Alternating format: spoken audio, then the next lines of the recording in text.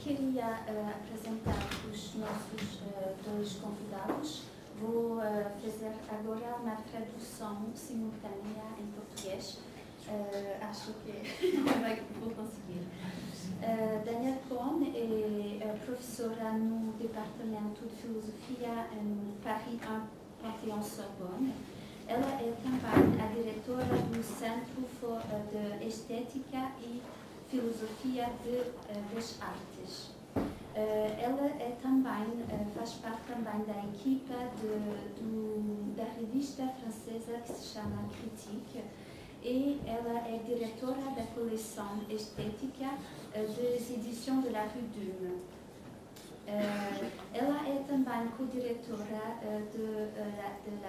da edição francesa da obra de Aviva Bourg. Também professora convidada nas diversas universidades, como Johns Hopkins University, Universität Humboldt, Berlim, Palermo. Ela publicou muito recentemente grande livro sobre a obra de Kiefer, em Paris, e também foi curadora da grande exposição no Louvre, que se chama De l'Allemagne, de Caspar David Friedrich a Max Beckmann, em 2013. Vou apresentar também o professor Gérard Bachmann, que ele é autor, psicoanalista, professor no Departamento de Psicoanálise em Paris 8, Universidade de Paris 8. Elle est diretora do Centre d'études d'Histoire et Théorie du Regard e publicou muitos livros sobre o tema da histeria, do narciso, do olhar, e recentemente foi curadora da exposição no Palais de Tóquio, que se chama L'Art de la Chute. Agora vou passar a falar em francês. Se as pessoas precisam de uma tradução, podemos tentar fazer. Francês passa para toda a gente aqui? Sim? Ok. Donc, les deux essais de Gérard et Danielle sont deux essais très différents, mais qui abordent le thème de la crise, peut-être sous des registres différents. Danielle traite de la crise dans l'esthétique.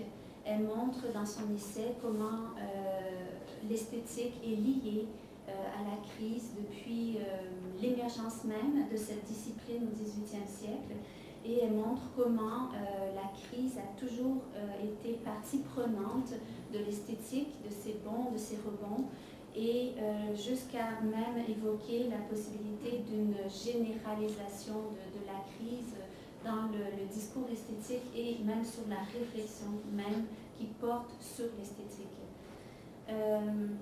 Gérard, de son côté, aborde le thème de la crise d'un point de vue très différent. Le thème de la crise au niveau de la crise des représentations, de la crise du système symbolique, donc dans des termes qui sont très proches de la psychanalyse, qui est son domaine de travail et de réflexion et de spécialisation. Et par contre, j'ai pu peut-être trouver un point commun entre vos deux essais qui se trouverait du côté d'une réflexion sur l'articulation entre le singulier, donc une voix singulière, la critique partiale, passionnée, politique du Baudelaire de Danielle, ou de cette activité artistique singulière que Gérard évoque comme pouvant être une névrose subjective, et une réflexion qui touche l'universel, le sens commun, quelque chose donc qui s'adresse à l'ensemble, à des ensembles, à une globalité, et qui forme en même temps un paradoxe que Girard relève dans son essai, le paradoxe entre un monde qui est à la fois globalisé, ou que l'on considère, que l'on se représente comme global, et en même temps à la fois complètement éclaté, pulvérisé. Donc le thème de l'éclatement, de la désagrégation de la société en autant d'individus, comme un collage d'individualités solitaires, qui se trouvent présentes, donc ces réflexions qui se trouvent présentes à la fois du côté de l'esthétique et d'un point de vue plus global dans l'essai de Girard. Donc j'aimerais vous demander, Daniel, le thème de la crise, donc le thème de notre revue, quel a été pour vous, comment ce thème vous a parlé par rapport à votre pensée philosophique, par rapport à votre œuvre, et comment vous êtes entré dans ce thème? D'abord, je voulais vous remercier toutes les trois, Margarita, Julia et Catherine, pour cette invitation. Et je voulais aussi dire à quel point j'avais été impressionnée par cette revue. Je pense que ce sont des choses assez rares de voir une telle qualité de l'ensemble de la revue, une qualité graphique aussi, puisque c'est un très bel objet. Et par les temps qui courent, c'est quand même devenu très très difficile de produire de tels objets. Et donc c'est assez admirable. Après, j'ai beaucoup apprécié ce jeu sur le rapport au travail des artistes et en même temps le travail réflexif. La composition de la revue avec l'ouverture à la fin me paraît un jeu qui n'est pas un jeu sophistique, qui correspond effectivement à ce que la crise implique, c'est-à-dire que la seule solution par rapport à l'idée de crise, c'est de penser des ouvertures. Elles peuvent être locales, elles peuvent être plus globales, mais c'est ce que l'idée même de crise produit. Ensuite, alors pour ce qui me concerne, en fait, dans la présentation que vous avez faite, Catherine, de ce que j'ai cherché à faire, moi, ce qui m'a... D'abord, je n'ai parlé que de ce que je connais, à savoir l'esthétique, puisque c'est mon domaine philosophique, mais c'est aussi ce qui m'a poussé à tenir ce propos, c'est quand même l'idée que depuis en fait Koselleck et Ricoeur, donc depuis la seconde moitié du XXe siècle, on associe crise et modernité. Comme si la crise était la figure de la modernité et comme si la définition même de l'idée de modernité faisait partie de la crise. Or, il se trouve que l'esthétique est une discipline moderne, parce qu'elle ne date que du XVIIIe siècle, ce qui est très, très peu de siècles par rapport à l'histoire de la philosophie, par exemple, et que l'esthétique est apparue comme la modernité des Lumières. Or, ce sont les Lumières qui sont mises en crise par la modernité et l'histoire tragique du XXe siècle, ce que Adorno, avec Horkheim, a très très bien thématisé dans la dialectique de la raison. Donc il y a un nœud constant entre esthétique, modernité, crise, Adorno étant un grand penseur de l'esthétique, entre autres, mais quand même d'une manière assez centrale. Et si l'esthétique peut être au centre, c'est parce que l'esthétique est une discipline qui en fait ne s'occupe pas du tout que des arts, mais une discipline qui réfléchit à ce qu'il en est de l'expérience et du partage possible de l'expérience. Que donc ceci soit lié à la modernité nous intéresse au plus haut point, puisque l'une des raisons pour lesquelles nous butons en permanence sur la continuation de la crise, c'est que nous constatons que fait partie de la crise la difficulté du partage, sa nécessité, et que nous sommes amenés à être confrontés à l'idée que la globalisation est le contraire du partage. Donc voilà, c'était ça le nœud, et c'est ça qui m'intéresse dans l'esthétique en fait. Bien sûr son rapport aux arts, parce que je trouve important de travailler avec des artistes et de comprendre ce qu'il en est de la création et de l'activité artistique, mais aussi parce que ce thème de l'expérience et de l'expérience humaine et de la possibilité de son partage me paraît mon enjeu philosophique. Donc voilà. Je ne sais pas si j'ai répondu vraiment bien. Mais... Donc Gérard, le thème de la crise était aussi quelque chose, je pense, qui est de toute façon très présent dans votre œuvre en général. En fait, je ne le savais pas avant que vous me proposiez d'écrire pour votre revue, parce que, au fond, c'était pas...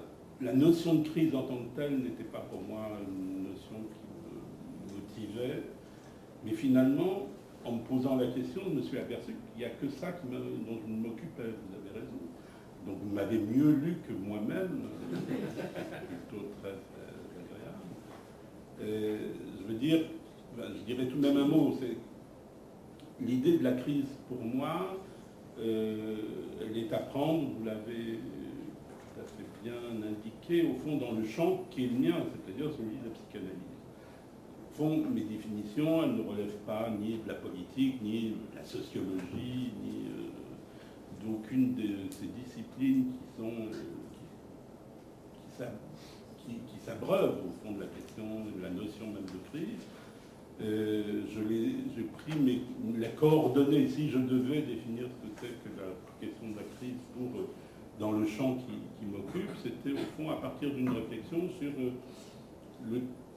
l'écart, au fond, le mouvement qu'est-ce qui dans la psychanalyse s'est passé et de quoi la psychanalyse a-t-elle été le témoin entre le moment de sa naissance avec Freud et puis l'époque contemporaine marquée par l'enseignement de Lacan auquel je me réfère.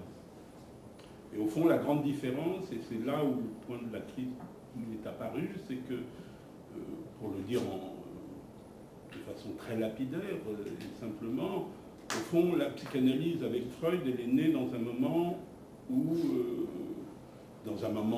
pourrait qualifier à certains égards de classique, dans lequel les valeurs étaient instaurées et dans un monde qui fait que la psychanalyse est apparue comme un bouleversement et une provocation, au fond, tout à fait considérable, mettant en cause, disons, pour prendre un terme vague, les autorités, l'autorité.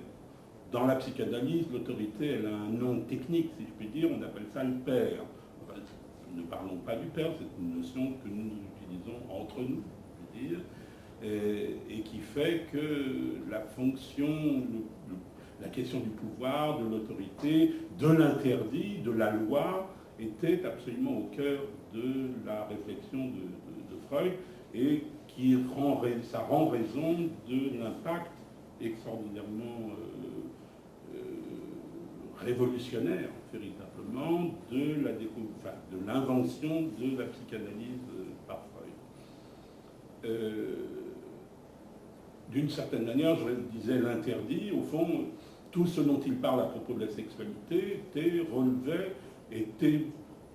pesait sur ces questions-là une dimension d'interdiction, sur quoi Freud a œuvré pour tenter sinon de libérer, enfin du moins d'œuvrer à une certaine libération des questions.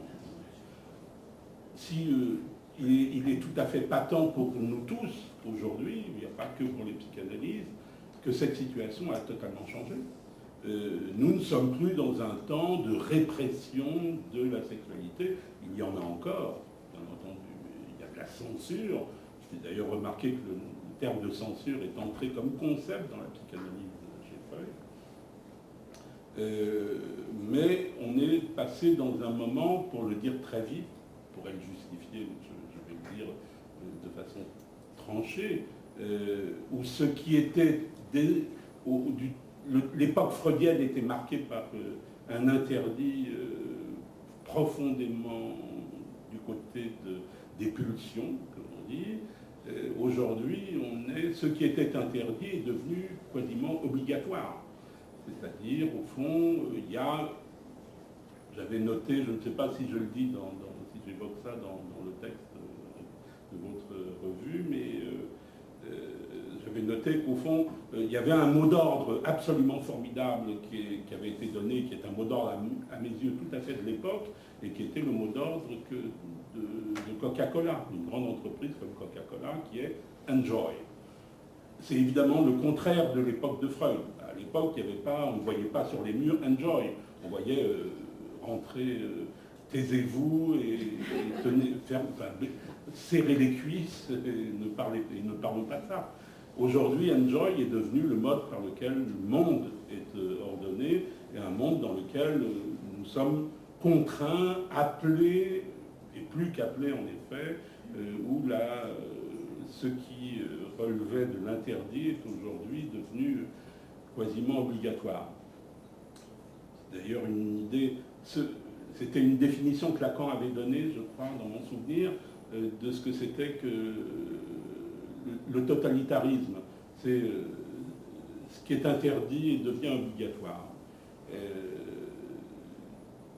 Ça se marque aujourd'hui par le développement, au fond, à la place du père, pour le dire aussi simplement que ça, à la place de cette fonction interdictrice représentée qui prend consistance dans l'idée du père, aujourd'hui, à la place de ça, on a l'objet. C'est-à-dire, nous sommes dans un monde d'objets et pas dans un monde d'interdits.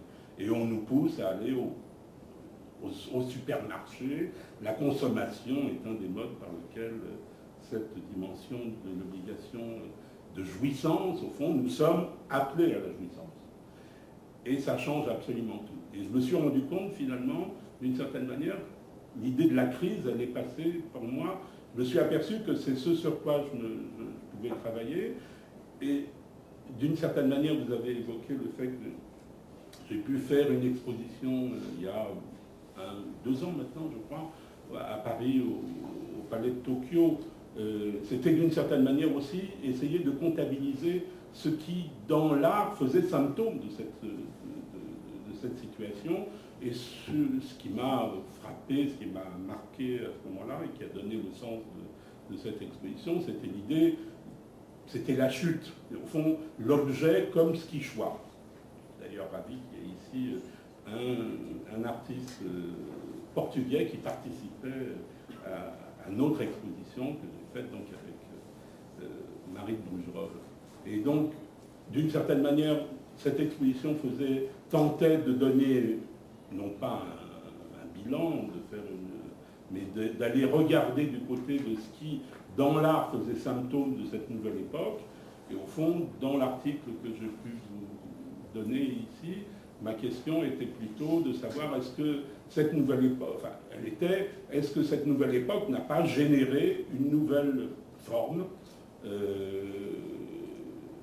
qui pourrait devenir elle-même aussi le symptôme de ce temps. Et il m'a semblé que cette forme-là existait et que ça s'appelle la série télévisée. Au fond, ce qui se passe dans l'art et ce qui se passe dans la série pourrait on pourrait les faire se rejoindre pour penser quelque chose comme deux modes par lesquels le monde fait symptôme dans ces formes-là des œuvres qui manifestent cette dimension de la chute et la série qui manifeste un autre aspect de la question de ce qui serait la crise aujourd'hui, c'est-à-dire, vous évoquiez la question symbolique en effet, c'est qu'il n'y a plus on est dans un temps où les signifiants maîtres se sont cassés la figure, où l'autorité des idéologies a cédé, où la politique, où on est dans un monde où l'unité finalement a explosé, ce que vous évoquiez très justement, et au fond la série est une forme qui prend corps exactement comme ça. La série, c'est une forme qui se constitue par la notion même de fragmentaire. La série est la forme même, c'est l'unité même des fragments, c'est-à-dire une série indéfinie. Je ne sais pas ici au Portugal où ça en est, mais on vient en France de passer à la télévision le dernier épisode de la série, ce qu'on appelle en France les experts. Je ne sais pas quel titre on a trouvé au Portugal. C'est une série, pardon, CSI, qui est le titre américain. C'est une série qui a 14 ans et on ne voit pas pourquoi elle s'est arrêtée. D'ailleurs, elle aurait très bien pu continuer, mais j'imagine que maintenant tout le monde est un peu lassé de cette série. Moi-même, qui me suis beaucoup intéressé à ça, je m'en suis lassé aussi. Donc une série de 14 années, je ne sais pas s'ils ont battu un record, je ne sais pas encore. Enfin, ça fait évidemment, ça laisse, enfin du moins ça donne matière à réflexion de savoir qu'est-ce que c'est, pour quelle raison une série qui est absolument emmerdante, je veux dire, a pu avoir un tel succès. On va pas je ne vais pas commenter maintenant pourquoi, j'ai une petite idée sur la question, qui marque. Et un des symptômes de ce temps, c'est justement ce que manifeste cette série, c'est le pouvoir que la science a pris aujourd'hui. C'est-à-dire la manifestation, c'est une série qui est la vitrine de la science aujourd'hui et qui donne, dans un temps d'incertitude, qui est supposé donner des certitudes. Et qu'est-ce qu'il y a de plus certain que la mort elle-même, parce que c'est une série qui ne parle que de ça, et qui vous dit mourrez tranquille, c'est ça la série, elle raconte ça. Mourrez tranquille, on trouvera de toute façon votre assassin. Donc ça ne raconte que ça, et d'une certaine manière, c'est fait pour justement nous donner un peu pour nous rasséréner, pour donner un peu de certitude dans un temps justement tout à fait incertain.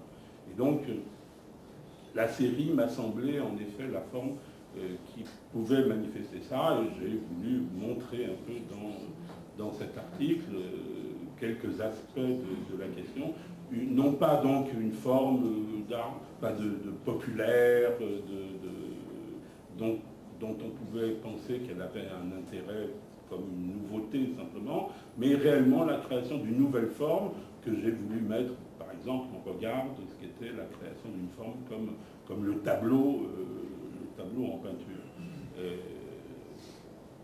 Et donc voilà donc la série comme la forme de la crise, d'une certaine manière, c'est-à-dire quelque chose qui parle de notre temps, de notre époque.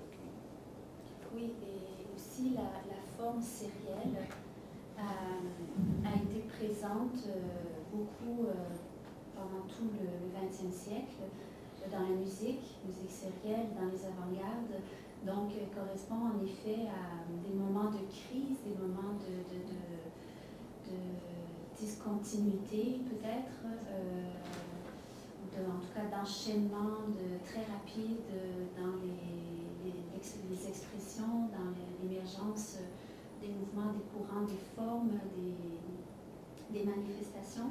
Mais vous montrez donc que cette forme sérielle, cette forme série aujourd'hui, qui passe dans cette pop culture finalement, peut-être qu'il n'y a que ça finalement, je ne sais pas, la pop culture, mais qu'elle correspond, peut-être qu'elle est la seule à être complètement compatible avec une représentation que l'on peut avoir aujourd'hui de nos sociétés. Oui, enfin, vous avez raison, et en même temps, je m'interroge sur ce point. La série n'est pas une nouveauté complètement. Vous avez raison, y compris même du point de vue du récit. Le 19e a inventé le feuilleton. On a beaucoup de formes sérielles. Et dans l'art, non seulement au XXe siècle, mais, enfin, je veux dire, Monet est sans doute un des artistes les plus importants, pour qui la question de la série a été posée de façon tout à fait fondamentale. Mais ce qui m'a semblé tout de même différent, même si la série peut être envisagée comme une forme déjà inscrite dans le XXe siècle, c'est qu'il y a une façon de considérer la série comme une répétition du même. Au fond, le texte de Benjamin parlant de la reproductibilité mettait aussi en question ce que c'était pouvait mettre en question ce que c'était que la série. La série telle que je l'entends, et en particulier la série télévisée, c'est la répétition. Enfin, il y a en effet, ce qui est sériel, c'est la rupture. Il n'y a que des fragments séparés. Et au fond, ce que vous évoquiez à propos de notre monde, de ce monde qu'on a pu définir comme une comme une écume formée de bulles dans lesquelles nous sommes, sont ces unités, cet ensemble constitué par une multitude de bulles, ce monde pulvérisé en effet, c'est un monde où ce qui se répète, c'est la différence elle-même. Et au fond, les séries se manifestent aussi absolument comme ça. Et donc, on n'est plus tout à fait dans l'idée de la série qui existait auparavant. On crée avec la série télévisée en particulier une forme, je crois, nouvelle de ce que c'est que la série et qui correspond tout à fait à notre époque présente. Oui, moi j'aimerais ajouter sur la série que ce serait quand même une torsion historique que de considérer que la série est un phénomène du XXe siècle. Je suis assez frappée par le fait que ce que les archéologues montrent très très bien, et Salvatore Settis a fait 2 expositions l'an dernier à la Fondazione Prada, l'une à Milan, l'autre à Venise, dans une corrélation avec la Biennale, c'est que la série est quelque chose qui existe dès l'Antiquité. En fait, nous ne mesurons pas à quel point la statuaire que nous allons admirer dans les musées n'a rien à voir avec une pièce unique, mais à voir avec une reproductibilité technique et déjà un mode de fonctionnement en série. Ça, c'est la première chose, et ça continue, parce que aller dans un musée de primitifs italiens et voyez le nombre indéfini de Madonna col Bambino, vous ne pouvez pas dire qu'il n'y a pas série, il y a série. Et ensuite, je crois que la chose qui a fait rupture, c'est la façon dont on a considéré que l'idée d'unité et de totalité était à mettre en crise. Ça fait partie du tournant des Lumières vis-à-vis du romantisme. Et que l'idée de fragment était le moyen de penser une unité et une totalité. C'est la fameuse phrase de Schlegel sur le petit hérisson. Donc que tout fragment est un tout comme un hérisson. Donc je pense qu'on est, et ceci pour dire que l'idée de crise a une longue histoire, qu'elle est toujours pensée en termes de crise de la culture, et que la question de la reproductibilité et de la fragmentation hante et fonde en même temps l'idée même de culture, en tout cas de notre culture occidentale.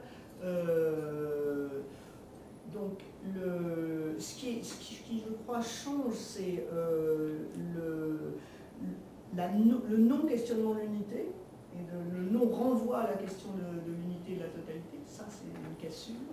La seconde chose qui change, et c'était une des choses qui m'avait préoccupée quand Catherine m'a proposé de faire cet article, c'est le fait que nous ne sommes plus dans un rapport à la critique. J'ai été très frappée que dans l'interview de Suzanne Cotter, justement, elle explique, oui, bien sûr, il y a chute du criticisme, mais par exemple, les musées, puisqu'elle parle d'une institution qui est la sienne, ne peuvent pas répondre à ça. Il y a effectivement, dans le rapport aux arts, la perte de la dimension critique et de la position de criticiste qui ne permet plus de penser la question de la crise en termes critiques.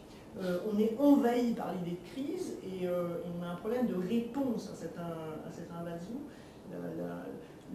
La question du criticisme chez les artistes comme chez les tenants des institutions muséales ou dans des domaines comme l'esthétique sont évidemment placés devant cette idée que la critique était liée à l'idée d'un diagnostic et d'une décision, et tout ça ne fonctionne plus. La fragmentation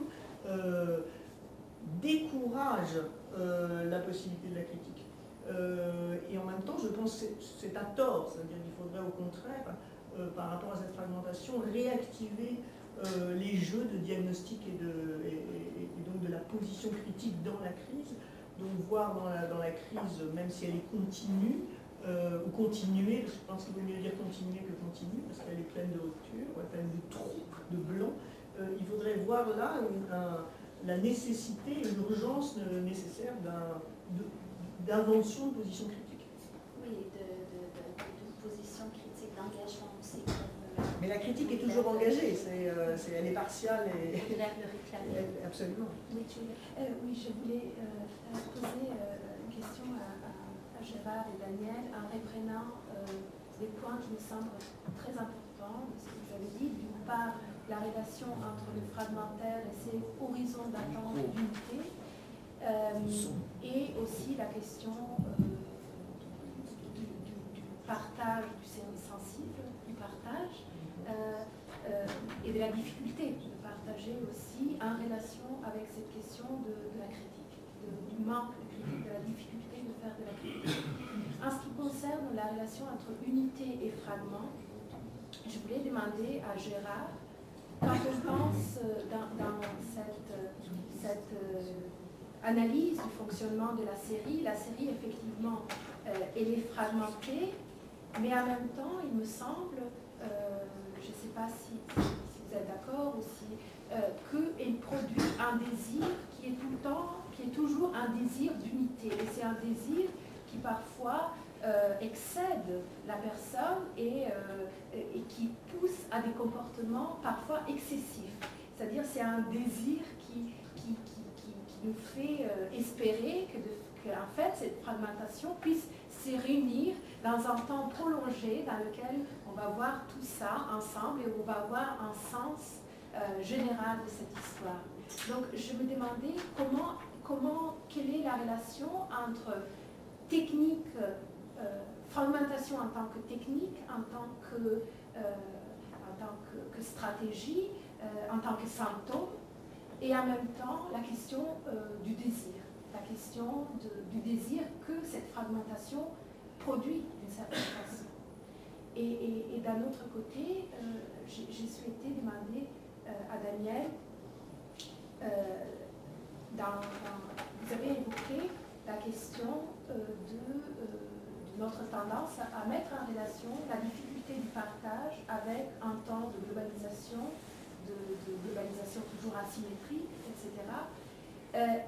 Est-ce que, et ensuite vous avez parlé justement de cette question de la difficulté d'avoir aussi des plateformes de développement de pensée critique aussi par rapport à la crise. Est-ce que vous pensez que d'une certaine façon la crise a compliqué elle-même, la crise des dernières années a compliqué d'une certaine façon les possibilités de partager un point de vue critique, et est-ce que vous pensez que d'une certaine façon ça a pu modifier la façon dont on pense le travail intellectuel, le travail académique, etc. Gérard, tu réponds d'abord. Oui. Ben non, je ne sais pas si je répondrai justement, mais si je répondrai adéquatement. D'abord, le lien, l'idée, le rapport du fragment et du désir, si je puis dire, ça tombe pour moi sous le sens, mais pour vous aussi. Il y a quelque chose qui fait que c'est tout de même cet édifice construit sur le manque qui suscite notre désir. C'est une doctrine de base, au fond, de la psychanalyse. Au fond, Lacan a été un grand doctrinaire de l'unité fragmentée. Il a construit absolument toute sa doctrine sur la fonction du manque.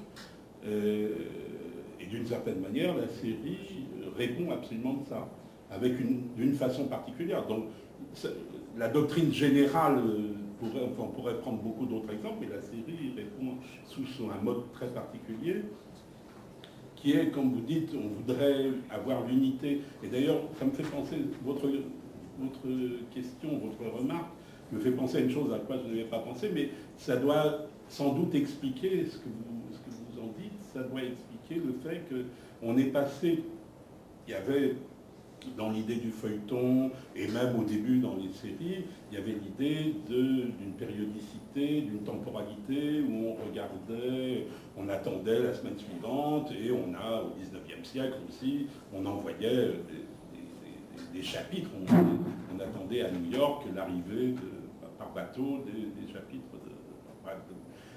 Aujourd'hui, on a, grâce aux techniques numériques, au fond, il y a vous en êtes peut-être, moi je le suis moins, sans doute parce que je suis beaucoup plus âgé que vous.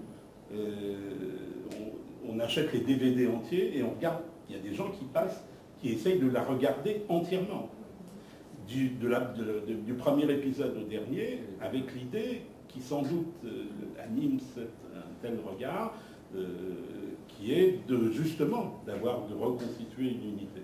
Mais un des principes de la série, de toutes les séries que j'ai pu voir, c'est ce qui ordonne la série quant à cette unité-là, c'est la déception. C'est-à-dire, ils n'arrivent jamais, les scénaristes, mais pour des raisons qui ne tiennent pas à leur talent, mais il y a quelque chose dans la série qui fait qu'ils n'arrivent jamais à finir. C'est-à-dire, les derniers épisodes sont toujours un peu, bon, on se dit, ça aurait pu continuer, ou ça aurait pu s'arrêter avant, enfin, on ne sait jamais exactement, c'est toujours un tout petit peu insatisfaisant, mais justement parce qu'on est dans une forme qui n'est plus comme le roman. Au fond, le roman supposait une ligne, et on a retrouvé ça, y compris dans le feuilleton, qui n'est à cet égard pas très différent du roman, où il y avait un personnage central, une histoire continue, ou en zigzag, mais qui permettait d'être suivi, qu'on pouvait suivre. Là, on a des histoires qui partent dans tous les sens, on a parfois des séries qui n'ont même pas de personnages principaux, où il y a des personnages qui interviennent, et au fond, arriver à construire quelque chose qui permette de penser un début, un milieu, une fin, selon le mode que ma femme Brigitte Jacques a pratiqué dans le théâtre classique, qui était la doctrine classique énoncée directement d'ailleurs par Corneille, qui est construire une pièce avec un début, un milieu, une fin. La série, évidemment, ne répond pas de ce principe. Et que la déception qui est toujours attachée à la fin d'une série a un effet de désir, qui est à la fois, d'un côté, on a une déception, mais du coup, ça va vous pousser à regarder d'autres séries. Il faut qu'il y ait non seulement les séries elles-mêmes sont fragmentaires, mais on produit une multitude. Il y a une fragmentation absolument incroyable du nombre de séries, dont moi, comme vous, j'imagine, moi comme vous comme moi, on entend parler de nouvelles séries dont on n'a jamais entendu parler avant. On dit mais c'est absolument formidable, il faut que tu regardes ça. Et il y en a, mes nuits ne seraient pas assez longues pour voir toutes ces séries-là. Et donc cette multiplicité-là défie absolument toute idée de l'unité. Fondamentalement la défie. Et je pense que c'est une des caractéristiques de la série. Alors je vais réagir à ce que dit Gérard, et j'espère que ça sera une forme de réponse à la question que vous m'avez posée, Julia. Oui, je pense que cette question du déceptif est quelque chose de décisif. Il me semble que ça ne met pas tout à fait en cause l'idée d'unité, mais ça modifie la compréhension que nous avons de ce qu'il en est de l'unité. Et cette compréhension souligne le fait que l'unité n'est jamais une totalité close, qui serait parfaitement bouclée, et que ça, c'est ce que l'histoire de l'art nous apprend. C'est-à-dire que toute œuvre est mémoire d'autres œuvres et ouvre vers des œuvres qui viendront prendre des forces dans la forme qu'a choisie une œuvre singulière. Donc on est dans ce jeu où en réalité, et c'est peut-être ce qui fait l'histoire, l'idée d'une continuité trouvée qu'est l'histoire, c'est que il n'y a pas incompatibilité entre une multiplicité d'œuvres. La question de l'achèvement et l'inachèvement est une autre question, et elle est interne à la façon dont chaque œuvre résout cette question de l'achèvement ou de l'inachèvement, parce qu'au fond, quand on écoute les artistes, ce qu'ils vous disent, c'est qu'il y a un moment, il faut bien décider, ou alors le musée arrive parce qu'il doit faire son exposition et prend l'œuvre, et que c'est une fausse question, et que l'unité est souvent un mécanisme d'après-coup, qui est une manière de pallier le déceptif, et qui est une manière aussi de nourrir l'envie d'être à nouveau satisfait, ce que tout musée, par exemple, propose, toute exposition expose. et qui nous expose aussi au fait que nous devons essayer de penser du singulier par rapport à l'universel, de l'un par rapport au multiple, et que nous ne pouvons pas échapper à devoir penser les choses ainsi. Il me semble que ça a à voir avec la question que vous m'avez posée, et j'avais envie, j'ai adoré cette revue, et je dois vous dire que je n'ai pas du tout aimé la photo de couverture. Pour une raison que j'ai cherché à analyser, parce que je me suis demandé pourquoi cette jeune femme suscitait en moi une hostilité assez propre. Et ça a à voir avec ce que c'est que l'histoire de l'art. C'est-à-dire que pour moi, vous avez souligné dans votre présentation, cette jeune femme est une cariatide. Le fait que cette jeune femme soit une cariatide se renvoie bien sûr au socle grec de notre histoire de l'art est une chose. Il se trouve que cette jeune femme est de manière évidente, avant même qu'on regarde le détail de l'œuvre telle qu'elle est expliquée, c'est une jeune femme allemande. Elle est extrêmement germanique, c'est une valkyrie qui se présente là d'une manière absolument caricaturale et dans sa beauté même, qui n'a rien à voir avec une beauté grecque. Et que si vous découpez cette image, si vous lui enlevez son haut-parleur et vous la découpez, vous avez exactement un tableau de l'art nazi, de ce qu'on appelle l'art nazi, qui n'est pas un art, mais un effet probablement. C'est assez fascinant. C'est comme ça que je me suis expliqué ma détestation de cette pauvre jeune femme et de cette couverture qui me perturbait complètement. Passons sur ce détail. À propos de détail, j'étais ravie de voir qu'un livre de notre ami commun, Daniel Arras, est traduit en portugais, etc. Donc, passons sur le détail, mais ça a une importance parce que l'histoire de l'art travaille avec ce jeu entre le détail et le tout, et que la façon de découper le détail est aussi toute une affaire, et que l'histoire de l'art travaille avec la mémoire de ces détails et leur réinvestissement dans d'autres formes. Donc là, on est dans une position révolutionnaire, de critique, de contestation, etc., alors qu'on est dans une figure néoclassique dans tout ce qu'elle peut avoir de terriblement pesant dans l'histoire de l'art, parce que ce type de réinvestissement néoclassique est en général toujours un appel à quelque chose qui va à l'encontre des thèses politiques qui sont développées dans cet article, et en particulier dans l'ouverture de Catherine. Alors, de ça, je viens à votre question. La transition n'est que rhétorique et n'est pas sur le fond, donc je n'aurai pas cette prétention. Je ne sais pas du tout ce que la crise a changé dans ma pratique académique, mis à part le classement de Shanghai, ou les différents rankings auxquels nous sommes tous soumis.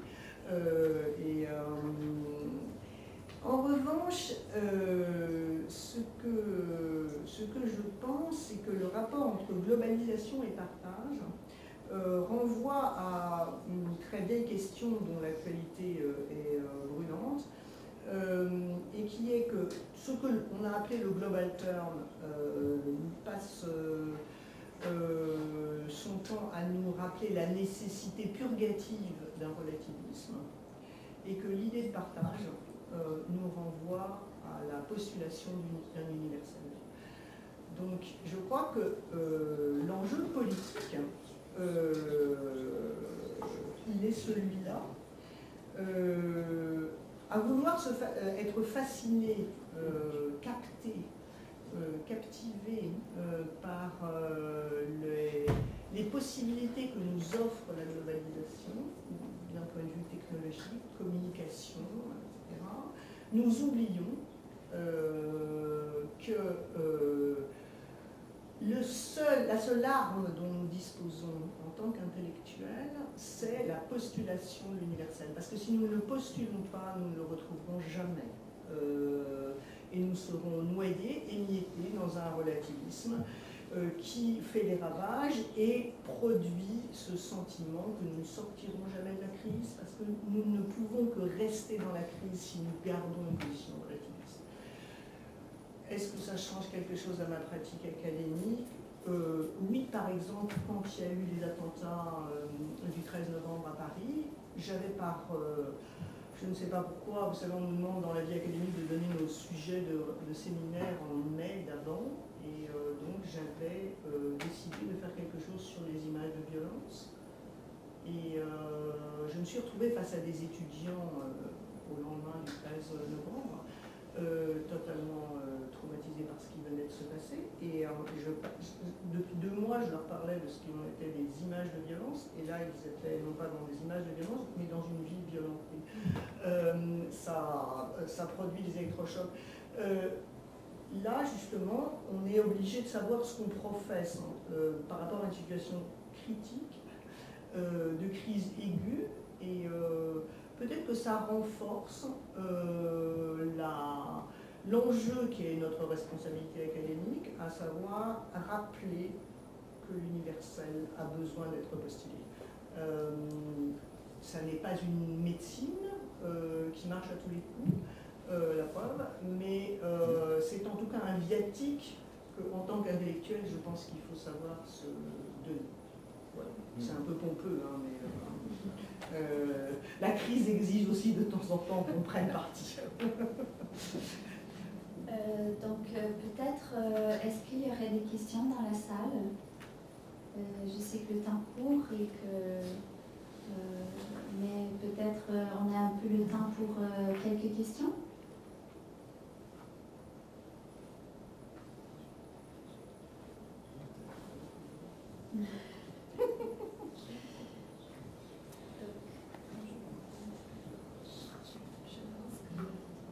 On va continuer à discuter, à parler en haut, En buvant un verre de vin. Et merci Merci une fois à de vous. plus pour être venu jusqu'à Lisbonne pour parler avec nous. C'est notre discuter avec plaisir. nous. Merci à vous.